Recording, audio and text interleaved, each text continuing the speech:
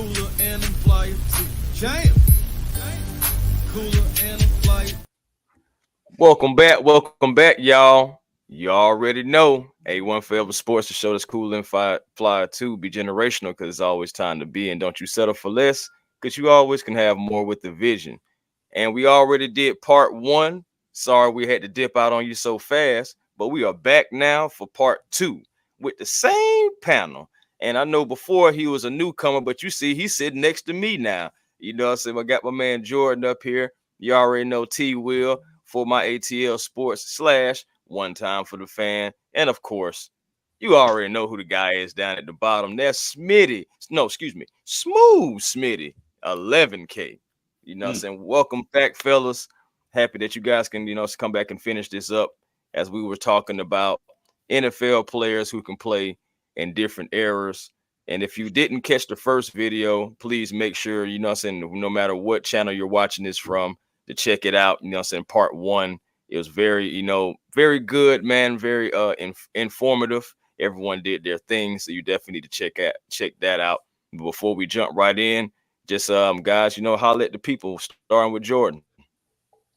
Yeah, you can find me at Ultegacy, Ultegacy. You can find us on Facebook, Instagram, Twitter, Threads, and YouTube. It is. You can find me at One Time for the Fan, also for my ATL Sports 1 at YouTube. And I did check out your site this weekend, Jordan. And it is great, man. You have a wealth of knowledge and information. So I'm truly around greatness. Smitty, 11K. I mean, do I have to say it? But go ahead, Smitty. Let them know. Yeah, man. All love, man. But this should be interesting, man. Hate I had to dip out on the first episode, but I'm gonna stick around for most of this one, man, because gave out some good players, man, that first go around, but this time I think we got a little bit more some hot players, man. I got some stuff for you, man. Let's get rolling, man. Let's get rolling. Okay, we're starting with a Hall of Famer, y'all. So you already know what's going on. Hall of Famer. He has 14 Pro Bowls, y'all. 6 All Pros. Middle name is David. I know, right? Super curveball. But yeah, man, middle name is David. And he played for multiple teams. 14 Pro Bowls. So he had this guy is the cream of the crop. I'm talking about like the old Randy Savage used to say, rest his soul. You had to go there. Offensive defense. Cream of the crop. I didn't hear you. Like your mic went. What'd you say? Can you hear me? Yeah, I can hear you now. Offensive defense. Oh, straight offense. Okay. Is that Peyton Manning? Said Manning. What you got, T. Will? Yeah, that's what I said, Manning. Manning? Okay. What you got, Smitty? Larry Fitzgerald? Nah. All of y'all are wrong, man. It is arguably the greatest tight end that has ever laced them up, that has ever hit the gridiron. I'm talking about Tony Gonzalez himself. Yeah, I know somebody that played a long time. Oh, man. Yeah, man. I'm talking about over 1,300 receptions, over 15,000 yards, over 111 touchdowns, man. Tony freaking Gonzalez, man. Former first-round pick, 13th overall in the 1997 NFL Draft. Hey, Chris, not to cut you off, but I think we have excuse me for saying this, but I'm going to imitate one of my friends, a super chat. Not the super chat. Let's see what we got.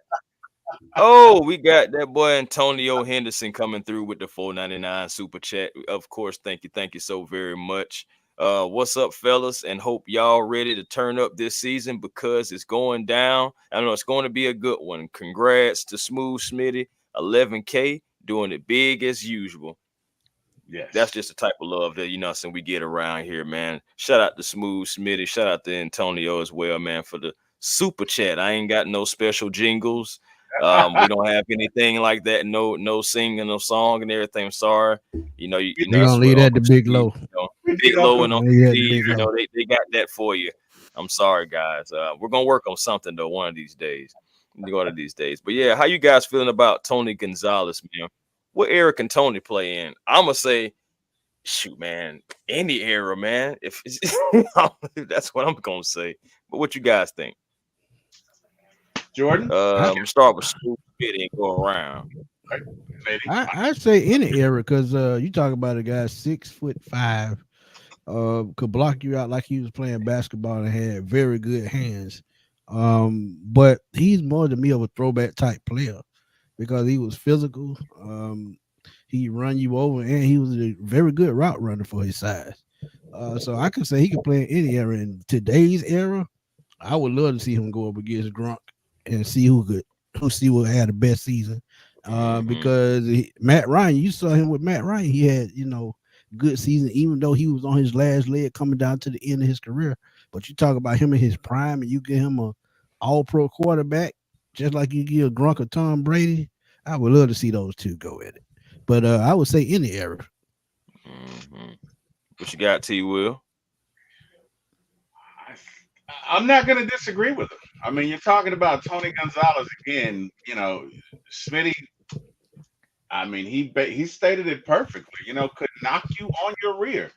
Let's be not forget he started.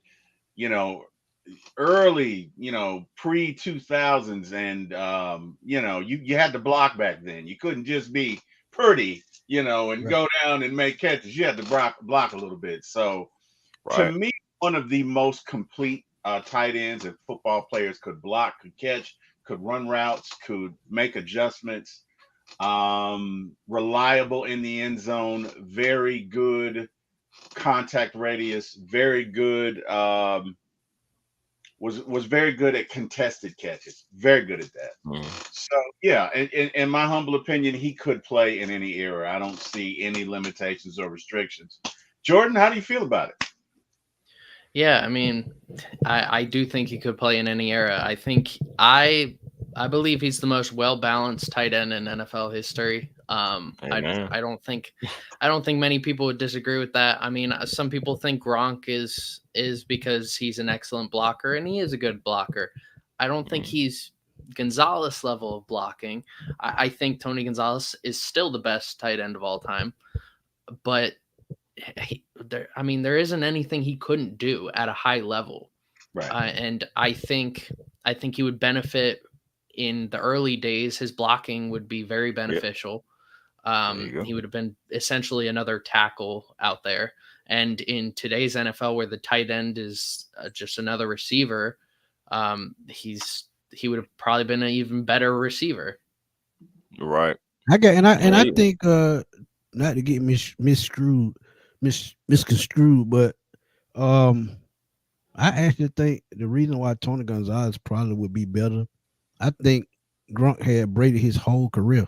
Even when he went to Tampa, could Gronk play with another quarterback that was not an all-pro?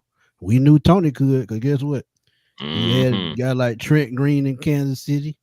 He had Matt Ryan in Atlanta, and Matt Ryan was an all-pro. But he had Brady his whole career. Imagine if Tony G had a Joe Montana or John Elway his entire career. Man, I think he would have blew the numbers out the record book. Man, can you imagine if Pat Mahomes had Tony Gonzalez right now? I mean, not calling Travis Kelce a slouch, but it is Tony Gonzalez. It wouldn't be fair. Lord, it wouldn't be fair.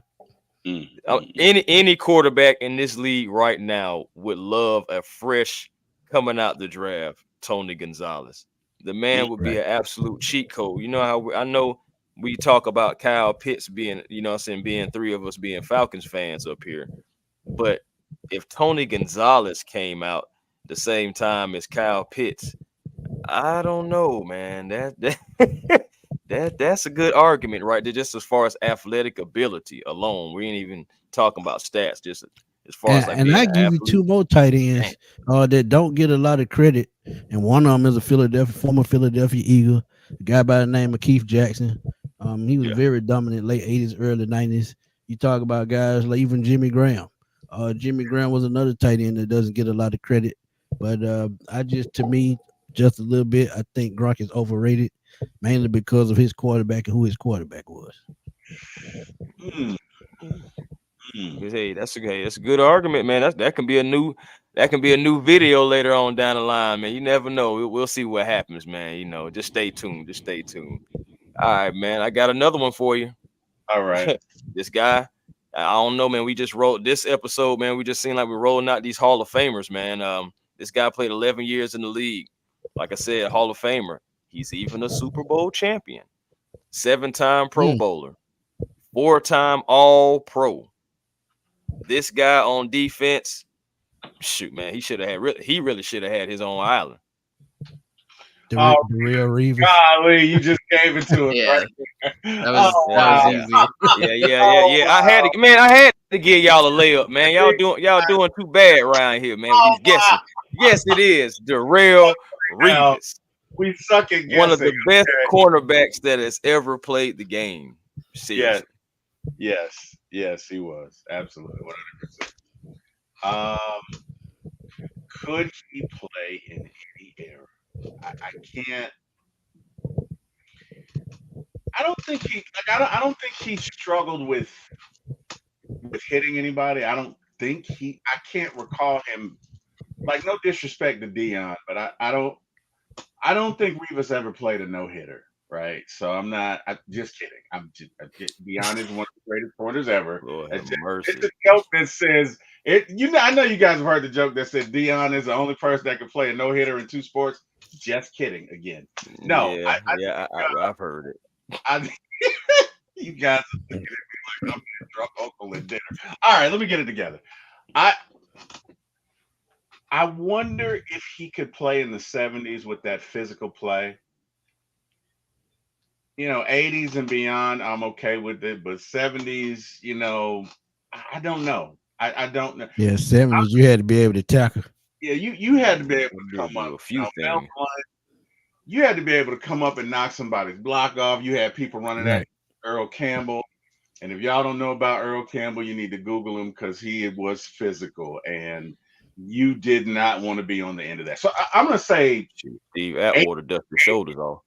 Yeah, 80s and beyond, I'm going to say, okay, I don't know. I don't know if he could do it before the 80s, but that's me. 80s and beyond is what I'm going to say. I agree with that 100%. And if he played in the era with Dion in the 90s, he'd probably have way more interceptions. Probably because today's game, you can't even put your hands on the receiver, and that kind of handicaps the cornerback position. Yeah. But if you talk about, like he said, from 80s all the way up to, like, I would say 2010, 2011, I think he would probably be up probably low at 50, 60 interceptions, just like some of the other guys like Rod Woodson and those guys. But those would be my 3 decades. I think he would be okay. Yeah, agreed. I think when it comes down to Revis, I mean, he's my favorite cornerback ever. I've never seen anyone shut down a receiver like Revis, and I think when it comes to playing man coverage, I think he could play in any era. I think, but he was never a ball hawking corner, and what I think the earlier he played, if you go to the 80s, 70s, and before, I wonder if he would have even been acknowledged as a good corner, because I think that's a great point. Then the more interceptions you got, the better you were. But there's some great cornerbacks who played during that time that are not acknowledged because even though they would shut down the receiver, there was no stats. They weren't talking about how many receiving yards you were allowing in each season, each game. And I wonder if he would be forgotten. I think he would have no problem in today's NFL. I think most people in general tend to shy away from corners who are ball hawking corners. Look at DaRon Bland. I mean, DaRon Bland had a historic season, and Trevon Diggs, look how great his year was when he had, 11 interceptions? 11, yeah. And those, and we tend to ignore that nowadays. And so it doesn't Mhm. matter how many interceptions you have because it's about how many yards you're allowing. So and I Right. think that's where Revis would really excel in right now. And one guy Right. that I would He was that not giving I up no possibly, yards. and y'all know I like to just throw people and throw names around, but a guy that doesn't get the acknowledgement that he deserves is Champ Bailey. Champ Bailey Yeah, was a pure And of course. athlete. And yeah. not only because, and trust me, I'm a Georgia fan, so I've been watching this kid for a long time. Mhm. But Champ Bailey, man, you talk about just a pure athlete. He could go out to contested catches. He was probably one of the best one-on-one cornerbacks to ever play. But he was another one that was tough to, go deep on, a tough one to go over the middle, and he could tackle. And we Mhm. we always talk about cornerbacks and hidden, but Champ Bailey Man. could actually hit. And the thing about Revis too, man, he only had 25 interceptions with the New York Jets. But man, listen, wasn't nobody throwing over there, man. You just That- gotta think about the defensive snaps. He's outside of 2012 and outside of 2017, the man was averaging over 90% of the defensive snaps. Yep. We yeah, talking about for an entire season. yeah. And this man, so he was not giving up yards. He's shutting down the top receivers. They can come in talking all the noise that they want to, but Darrelle Revis really had his own island for a reason. Yeah. And I think one thing that people tend to forget, people talk about his days with the Jets, obviously, and Right. people also mention his time with the Patriots as he Right. won a Super Bowl with them. Mm-hmm. Even that 1 year with the Bucks, he was really good. He was still at that high of a level at cornerback with the Bucks, but it just made more sense for him to go try and win a Super Bowl with the Patriots. So, I mean, regardless of wherever he was, it never mattered. And whoever he was playing against, too, whether that's Calvin Johnson, Andre Johnson, T.O., Randy Moss, he was playing against all the best cornerbacks of the 21st century, all the best wide receivers of 21st century. And I wouldn't say he shut them all down consistently. He would give it his all, though. Against especially we all know Randy Moss in 2007. We all know that video where Randy Moss one-handed catches that touchdown. But Revis had his fights against Randy Moss too. So yeah, I think we all know in one of the best eras of receivers in NFL history, he's arguably the best cornerback during that time. Right. And And that's shout out to another Darrell reason why I Reeves think he for can play in the always. old days too. Yeah. I mean, just because you can think about just how dynamic some of those receivers he was going against. Some Right. of the guys back in the 80s and maybe some even in the 70s wasn't even at the caliber that he was facing. So he may have had a better chance with those guys too, man. Just if we're talking about if Revis is still Revis and those guys are some of the guys that they were, man. I think you can possibly put him in the 80s and he'll probably be actually kind of scary, man. Honestly. And No, shout out to Reeves for always getting those guaranteed contracts. yeah.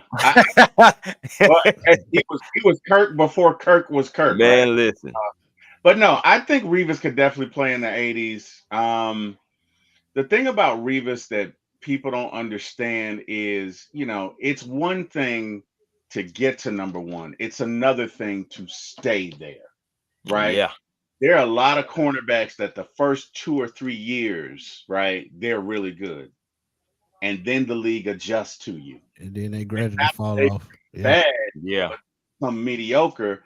And again, to your point, Chris, people didn't throw on that side. And he still got interceptions. People didn't, you know what I mean? It's just like Dion. I would It's say dangerous. Revis is top 5 on the Mount Valhalla of corner. He got to be top 5, right? Got in my humble opinion. Yeah. There's Dion. Wherever you want to put Revis, insert Revis there. But it's one thing I when probably put him right at number 5. I'm fine with it. But it's one thing when they know that you are great and they put their best over there and you still shut them down, to Jordan's point. So Yeah. my only issue with him playing in the 70s, that was a physical game. You had all kinds of guys getting shoulders blown out. I really just didn't want to see that happen to him. So that's why I didn't put him in.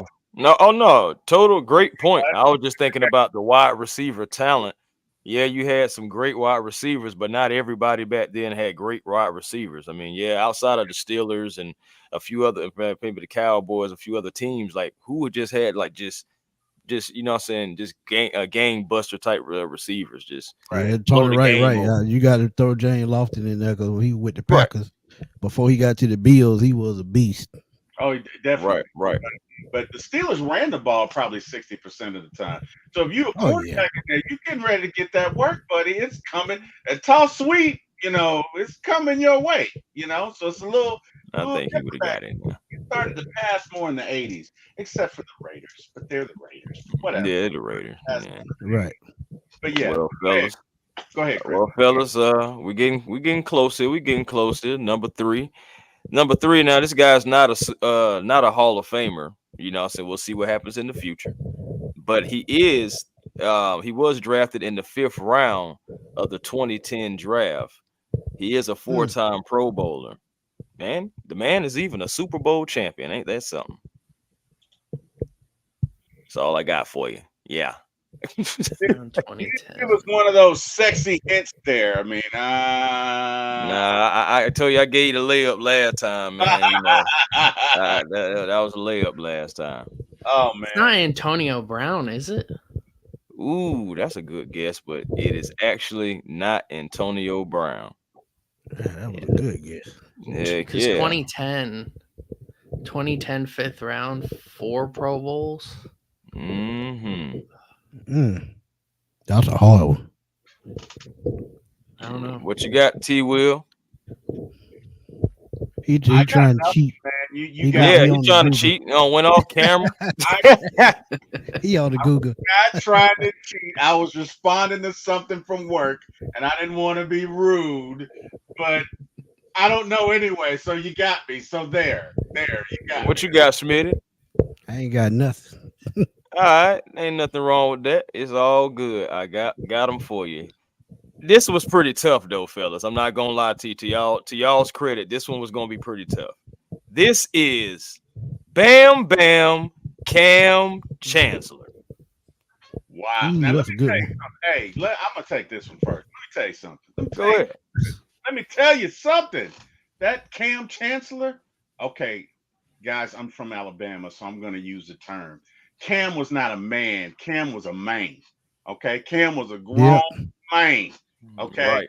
I saw Cam. I don't know if you guys remember this game, but he literally jumped over the guard in the center in that space, grabbed the football.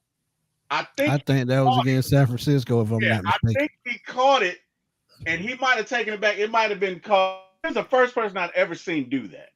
Like it was in one motion, jumped over it, reached up. He at a minimum he blocked the kick, but I had never seen anybody do that. And let me tell you something. When Cam got there to hit you, he got there with bad intentions. Okay? Right. Hey, Right. if I'm on the field playing, I'm gonna be like, Mama, there goes that man again. There go that man. You don't want to see Cam. You don't, hey, so He was actually a throwback player. We talk about the 60s, 70s, 80s, part of the 90s. He was a throwback player. He would knock your block off. Cam He was wasn't the laying folks best. out. He wasn't the best cover guy. But you talk about run support. You talk about playing zone. He could play zone, but his hands were like butter. But being a throwback player, man, your top, I would say, your top thing is probably playing the run, and I think he did it very well. So he did his job well. He was part of one of the best defenses I think of all time, and where he fit in the 80s. Ooh, you talk about guys like Running Lot. You talk about guys like Roy Woodson, and like somebody said earlier, Jack Tatum. He fits that class.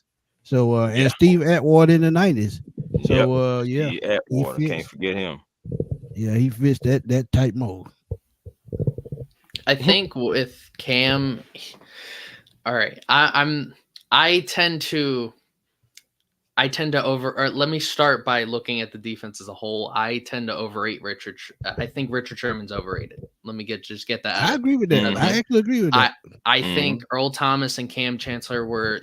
I think they're arguably the best safety duo in NFL history. Guys. Earl should be in the Hall of Fame. Cam probably won't because he had a short career, which it sucks. Cam, I think he could have played. I think he could have played the 70s to now. I think when you get to pre-70 in the 60s and before is when you get the safeties aren't hitting hard, even though the rules are fine for players who can hit really hard. The safety position was more focused on coverage guys. And like Paul Krause, Ken Houston, Emlyn Tunnell. I think those are all great coverage guys. And your hard hitters tend to put at linebacker. Even though during that time you had smaller guys at every position. So I'm sure Cam would have been a great linebacker in the 60s and before. But I think he would have been solid. I think when it comes to him playing, see, I don't think he's so. A lot of people play with the rules of the defenseless receiver nowadays. That would kind of concern me. I mean, we kind of already saw a little bit of it. I mean, it's not as bad as it was. It's worse than it was back then, 10 years ago. But I think he would adjust. I think we see a lot of players. It's kind of reminds me of like Sean Taylor. A lot of people say, "Oh, he couldn't be able to hit that hard in today's NFL." He could have. He would have adjusted to today's NFL, and he played so close to now. It's only been 10 years that I think Cam could have. I think he would have adjusted. I agree, and we talk about Sean Williams, Sean Taylor. I'm sorry, that dude was before his time as well. He was another guy that was a pure athlete, playing safety position. Had he played probably about 5 to 6 more years, we would easily be talking about him as a Hall of Fame player.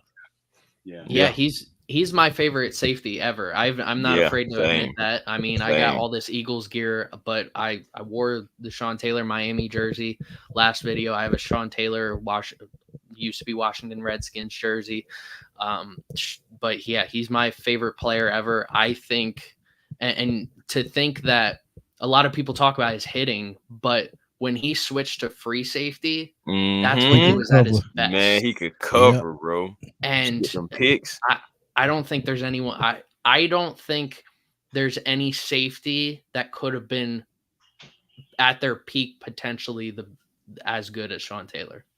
Right. Yeah, because he went out on top. Seriously, he would have been up there with Palomalu, Ed Reed, and those guys during his era. Because, like I said, dude was a linebacker, cornerback, and a safety all rolled into one. And let's just be honest, some fans already still put him there anyway, just off of his little small body of work. Right. Everybody see the potential of what could have been and the tragedy of what happened to Sean Taylor. They just, some people already kind of put him in that category, just talking to other football fans. Yeah, I mean, you look at Ed Reed.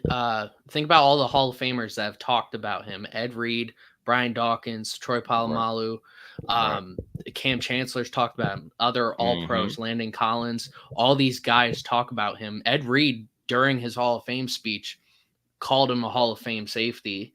Think about his impact to the safety position was sorely missed. I mean, look, over the last 10 years, the safety position over the last 10 years is arguably the worst it's ever been. And imagine what Sean Taylor would have done playing a 15-year career up until like 2019. I mean, he would have done so much more to the NFL.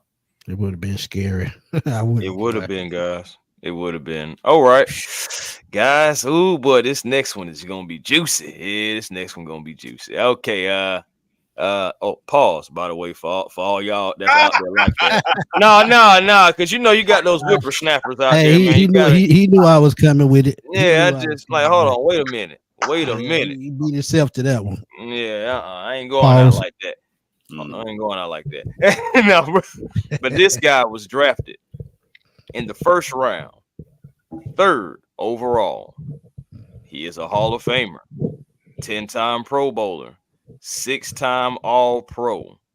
And the last nugget I will give you is over 15,000 rushing yards. Okay, so he's a running back. It's Barry Sanders. Yeah, pretty much. Yeah. It's kind of another layup. I was gonna guess that one, man, because my cousin played on the team with him in Detroit, so I kind of know He his sure stats did. front to back. Yeah, Sure did, man. Barry freaking Sanders, man. I mean, gosh, what can we not say about this man? You already know, Hall of Fame player, inducted back in 2004, excuse me, and had over 3,000 rushes, man, getting close to 3,100 total, 99 touchdowns. Man, it'd been nice if he could have got 100. But regardless, went out on his own terms. You know what I'm saying, gave it his all. And Barry Sanders is arguably one of the greatest, if not the greatest, running backs that has ever laced him up on the gridiron. fact, and he was ahead of his time because he's what today's NFL is. You talk about a guy, and a lot of people just don't understand how talented he was. This guy had, I think, 3,000 yards on losses.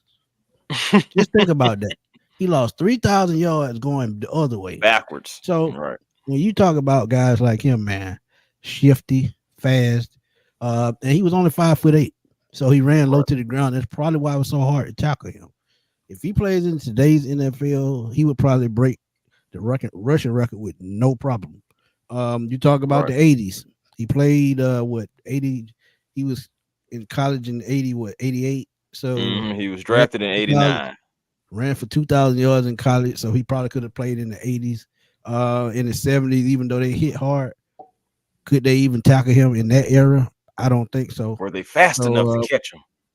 I think you can put Barry Sanders all the way back to the 30s and 40s with guys like slanging Sammy Barr and guys like that. And what's the Don Hudson. And Jim Thorpe and those type guys, because he was just that type talent. Don Hudson. I'm sorry. Yeah. Jordan, what you think? I want to start off by saying I think Barry Sanders is one of the greatest running backs ever. I think I have him 3 all time. Okay. I think the one thing that people don't bring up, and this is why I have Jim Brown and Walter Payton ahead of him, is because me too. He didn't have the playoff success. And a lot of people will say, oh, look how bad the team was. I get that, but you got to still factor that in. Yeah. I don't know if Barry would. And I want to say this about pretty much any running back that played before 2000. I don't know if they would be able to play in today's NFL because of they would be able to play, but they would not have near the usage that they had when they were playing. That was going to be a point of mine. We'd probably be pairing Barry Sanders up with, I don't know, Amir Abdullah would probably be his running back. He'd also get 100 carries. You'd throw in Tyler Algier and he'd probably get 100 carries too. And it doesn't matter how great Barry Sanders would be. It's just they don't want to overuse him. There's only one running back in the NFL that gets used like that, and now he's on the Ravens. Right. So he's probably not going to get used anywhere near he was getting used with the Titans. Hey, that's a great point. But is that a good thing or a bad thing? Because Derrick Henry got better as the game went on. It's a good thing for Barry. Yeah. I wouldn't say it's a good thing for the team that he plays on, whether that's the Lions or if he was on another team. Because if you're Barry, then all of a sudden his career gets extended a few more years, maybe 5, maybe 6, 7, 8 more years. He could have played a lot longer, maybe as long as Emmitt Smith played.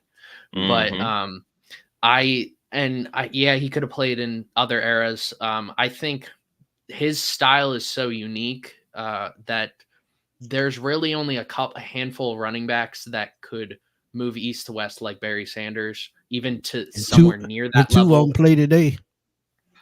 I think LaShawn McCoy is one of them. Watching him in person, he could go east to west like crazy.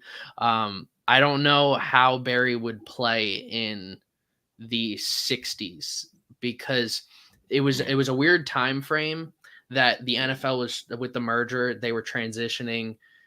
Before the merger, it was more Barry could have played because it was more about hitting what's in front of you, and Barry would have easily just ran side by side around people. And then with the 70s, people started to understand that there was great running backs like that, like with OJ Simpson. Yeah. So the 60s is probably the only decade that I think would have been a little weird if Barry could have played in or not. Right. Real quick, fellas. I know Smooth Smitty gotta get up out of here real quick. So I mean, you gonna hate that you gonna miss this last one, but go ahead and tell the people where they can find you. They can find me on Smitty Sports Machine on YouTube.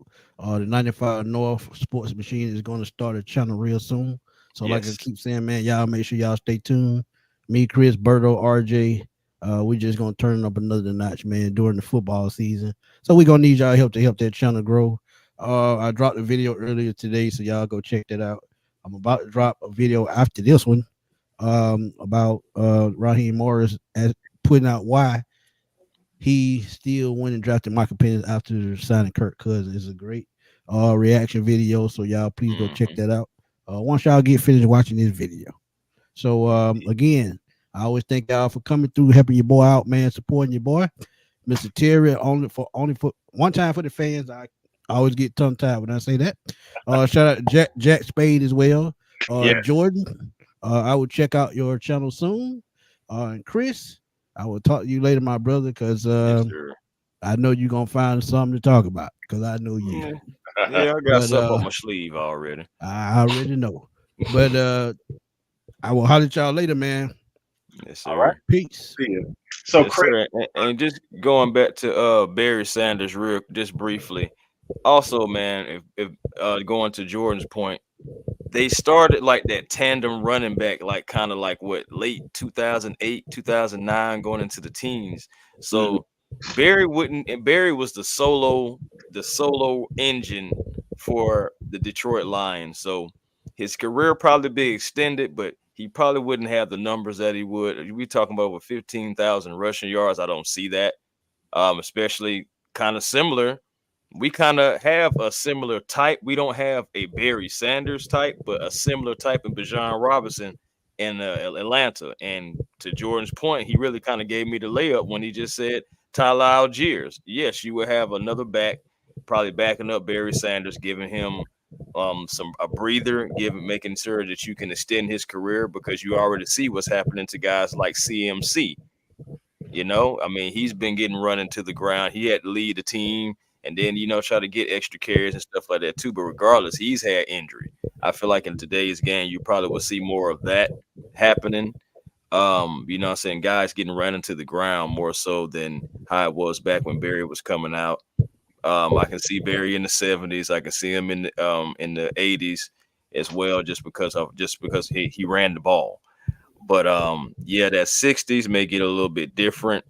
I mean, Barry still was a small guy, but I mean, they still have to catch him. But when they caught him, I think they'll put like something nasty on him. So I'm gonna put him at the 70s, and then in today's game, he can play, but he wouldn't be as effective because they would cut down his usage, I believe. I'm gonna disagree with both of you. And again, no disrespect, this is my opinion. No, do your thing. What you mean? Barry is one of the few people, because let me tell you something. Bashan is great, and Jake McCoy is definitely that dude. But Barry is one of the few people that there's a difference between being shifty and being able to move and maneuver inside of a shoebox. Like his cat-like reflexes, what made him so dangerous is he could shift in a very small space and get by people. And he was small and low to the ground, and he was very solid. Would he have been as successful in the 60s? Yeah, probably not. But I think he could play.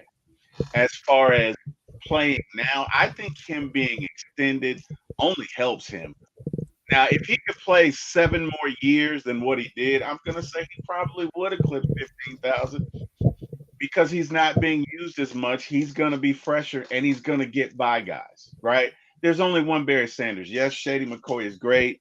Bijan is great. Bijan hadn't proved it, but Bijan is great for all intents and purposes. But Barry had a unique quality in that. Barry was very fast. Barry was very shifty, but Barry was also very solid. If you go back and look at his legs, they're like tree trunks. He was small in stature, but he was a big man. So he could take those hits. So, I'm gonna say, I don't know. I don't have Jordan's expertise of the 50s, 40s, and 30s, but I feel like he could play in any era. Doesn't make me right. Um, Barry is one of my favorites to watch because Barry could take a 10-yard loss and turn it into 100 yards, and you're like, what the hell? Just Of what? course. Like, why did 5 people miss him? And they were all. How did that happen? Right. So maybe I'm a little biased. I can admit that. Maybe again, It's all right, but again, this is all kind of subjective in a way.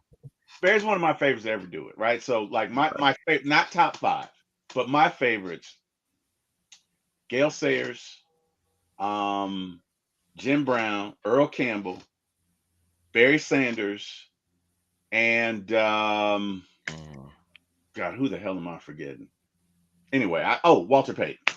right. And Walter had that a little bit. Walter Right. was 50. Now Walter was big, and Walter ran poetically. He had this movement to his run. I like guys Right. that when they run, it just looks pretty. You know what I mean? And Walter was Right. one of those. But Barry, to me, was one of the very few players that you might have him in a literally in a space like this, and he could get by you because he could maneuver and position himself and evade in small Right. areas. That's Right. just anyway. But shoot, man, let's get to this last one real quick, man, because T Will about to give a sermon. Uh no, yeah, well, okay, so this last guy, man, and then like I said, it's a heavy hit. I know Smitty probably started gonna be watching in the chat and everything. Yeah, you missed this one, man. Because this guy, oh shoot, hold on. Now my computer want to trip. That's how they know it's a good one. All right, this guy right here, Hall of Famer, 14-time Pro Bowler, 7-time All Pro. This guy right here, when I say you can say arguably one of the greatest players that's ever laced him up, come on the gridiron, period, And this guy right here, man, he has over 500 career touchdowns. Peyton Manning. Yeah, I was gonna say Peyton Yeah. or John Elway, but yeah, Absolutely. Of course it's freaking Peyton Manning, man. Now I ain't gonna lie to you. I did spell his first name wrong, and I see that now. I'm tripping, but it's all good. They're still the same guy that I'm talking about. Talking about the sheriff, man. The freaking sheriff, man. Over 71,000 yards, man. 539 touchdowns. 251 interceptions, but it is what it is, man. I mean, 65%, 65.3% completion. This man did it all for everybody. That whatever team that he played for, which was only 2, but still, he did it all for him. He won rings wherever he went. And this guy right here, the way that he processed the game, the way that he was a student of the game. If you take rings away, hypothetically speaking, rings away, we can arguably say that this is the greatest quarterback that has played. Now, for Peyton Manning, what other eras do you guys feel like he can play in? Starting with T. Will. I mean, again, I feel like Peyton could play in any era because of what you said. He was a student of the game, right? So, me personally, I'm a workaholic, and I have a profound respect for guys that get after it after 9 to 5, guys that stay, look at film, study it religiously, and that was Peyton. And Peyton was so good that when it came to his offense, the only really team that could figure him out was the Ravens.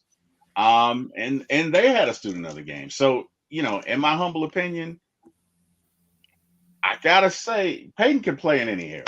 Now that's me. But I feel like you throw Peyton even in today, Peyton would kill today because you can't hit the quarterback. Peyton might actually throw for 6,000 yards. Like you, Peyton in his prime. Yeah, I say Elite processor for sure. What yeah, you think, Jordan? yeah. What you think, Jordan? He's the smartest player in NFL history. He could There play you in go. any era. He could play in the 1880s. He could play in the 1970s. He could play in No helmet. 20. He Mhm. could play in 2070. He's the smartest player in NFL history. I frankly don't even think it's close. I think there's only one player that has outsmarted him at one point in his career. That's Ed Reed. Uh, Mhm. Ed Reed Mhm. has done reverse psychology basically on Peyton Manning, I and know the play you're I talking find about. I know yep. the play you're talking about. Go ahead. All right. And yeah, he could play in any era. And a lot of people will say, "Oh, his arm strength." Honestly, arm strength has never been a problem in NFL history. It's not a problem now. It's never Mhm. been a problem. People want to say that it's a great trait. It is a great trait to have because if you get to a point where you're trying to throw a ball 60 yards down the field, Mhm. it's great to have. But he's one of the most accurate quarterbacks in NFL history. His ability to read a defense is unlike most quarterbacks in NFL history. Yeah, there's no, he would have, what he did to the NFL in the 2000s, outside of Tom Brady, without Tom Brady, we're probably talking about Peyton Manning the same way we talk about Tom Brady now. 8 Super Bowls. Mhm. That's why I say you take away rings. This is He arguably. he was just, and in 2013, I had Peyton Manning in fantasy that year. Mhm.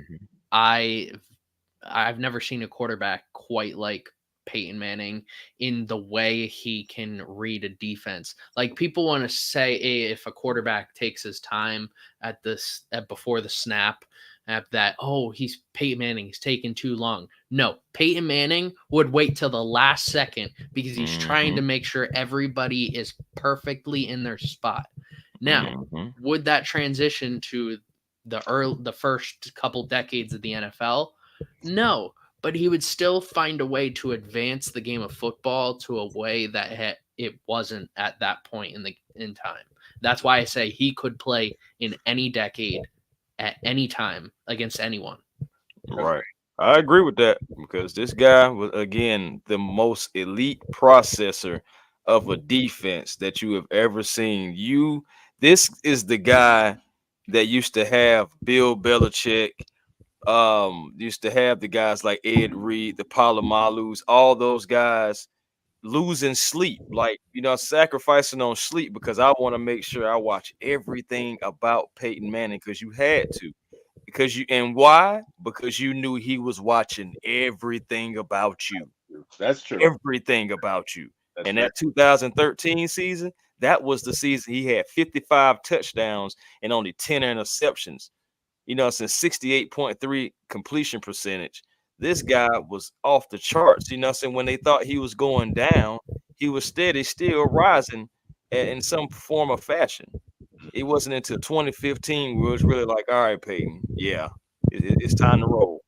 But outside of that, man, Peyton is one of the greatest football players, especially at that quarterback position. You take away rings, you can say he's arguably the best. If you give him more rings, you can probably call him the best. Peyton Manning is definitely one of my favorite quarterbacks that has ever buckled a chin strap straight up and down. Mhm. Yeah, I think the thing about Peyton is, and most people didn't realize this. Ray Lewis did years later, but he would actually go up to the line and he would do some fake calls. He'd do fake audibles. And so, he blah blah blah blah blah blah, and the defense is like check check check out, and he wouldn't do it. And it was Ray Lewis that figured, okay, you wait until about 5 to 10 seconds before the play, because if whatever Mhm. calls at that point, you can't check out of it. So that must be the play. But that was years into Peyton's career. So Peyton had been focused on the play I think you're talking about with Ed Reed, Jordan, was where he started over and Peyton is looking him off. Yep. And he acts like he's gonna go and then turns around. Mm-hmm. Knowing where the ball would go, which is a ballsy move, right? Because if he's wrong, that is clearly a touchdown the other way. But he had studied Peyton so much, he's like, I know what he's gonna do. And it's like the game within the game, which I love. But yeah, man, I look, if you're talking about just pure intelligence, it's Peyton and it ain't even close. It's not even close. So yeah, I agree. Yeah. And I think with Peyton, and I tend to look at quarterbacks in fantasy. I try to find a quarterback who could make receivers. And I think I was caught up with the time period of over the last decade of quarterbacks, because we really don't get quarterbacks who do that anymore. With Tom Brady made guys that are nobodies really good receivers. I mean, Chris Hogan, Danny Amendola came back in his career. And Peyton Manning did the same exact thing with every single player on the entire team, from the running back to the tight end, slot receiver, anyone. He just made everybody so much better. I mean, talking about that time, Drew Brees did the same thing. Aaron Rodgers is probably one of few that I don't think he could do it anymore. I think Aaron Rodgers is kind of past that point in his career. But I mean, nowadays, I think the Bills want Josh Allen to do that. That's why the receiving core is sort of dysfunctional right now. Mahomes can do that, but outside of Mahomes, I don't think there's any other quarterback in the entire league that can make receivers quite like the last generation of quarterbacks could. But Peyton Manning did it at his best. He made Austin Collie relevant. Yes, he did. He single-handedly made Dallas Clark one of the greatest tight ends in NFL history. I'm not putting him in the GOAT conversation, but he's a great tight end in NFL history. Julius Thomas, during that short time frame, we were talking about how much potential he could have. He was just that good of a tight end. Think about all the running backs he's had, from Edgerrin James, Joseph Adai, Noshawn Moreno. There were so many, CJ Anderson. There were so many running backs that he made relevant. And they weren't even receiving backs necessarily, but they were just a part of the game. And that's why he could make anyone good. Yep. You're absolutely right, man. You're absolutely right, man. This guy, Peyton Manning, again, was just one of the best football players that's ever done it, man. And Julius Thomas, real quick before we get out of here, that Julius Thomas, I had him in fantasy that year where he just blew the doors off. And I was like, who is this guy? Because I had no idea about who Julius Thomas was. And Peyton Manning got Juju paid down there going to Jacksonville. Peyton Manning is the reason why Julius Thomas got paid and then fell off the map when the sheriff decided to hang him up. Yeah. Straight up and down. Yeah, he did. But guys, thank you so very much for coming back on. Same panel. We had to go ahead and knock this out, part 2, because we planned on giving you 10. We had to give you 5 before. We had to come back with the next 5, so it only makes sense. And thank you, fellas, for, coming through and doing this. By all means, starting with Jordan, let people know where they can find you, and what you got coming up, all that good stuff. You can find me at Ultegacy, ULTEGACY, any social media platform. Right now I'm working on the Falcons all-time team. I'm probably going to do a video on that. I have the entire offense and defense done. Special teams, I'm going to be putting a little bit more focus on specific positions, even though some positions may seem obvious. I still want to get down to the nitty-gritty with some of the positions. Yeah, man, sounding good.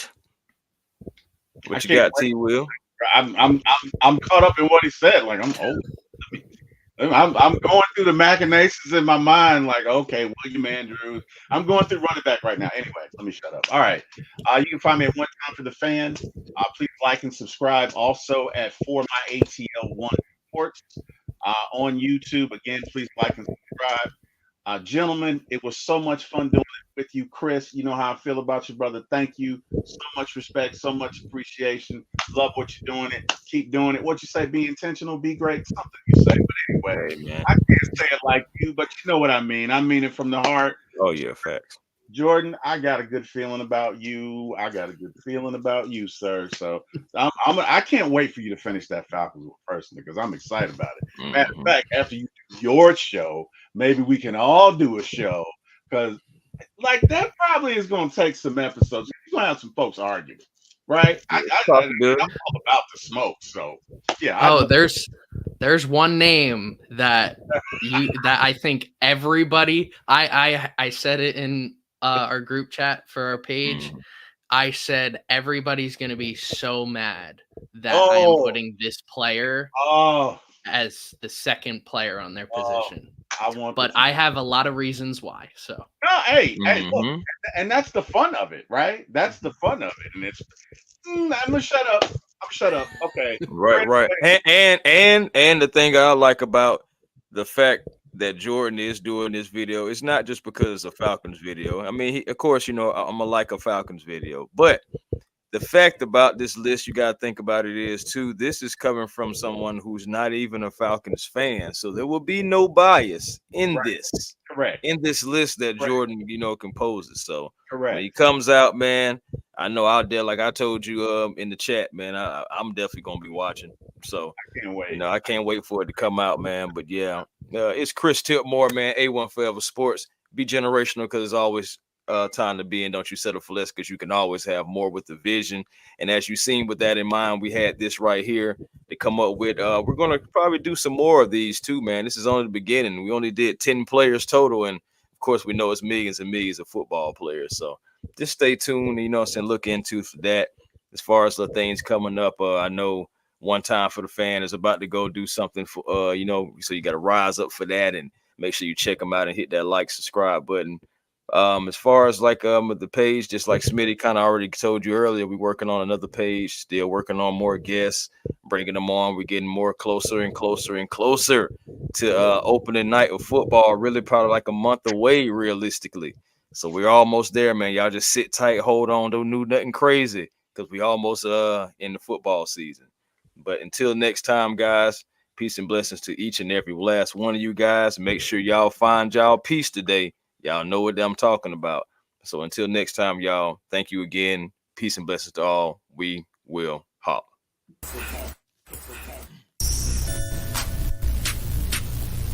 A1. Yeah.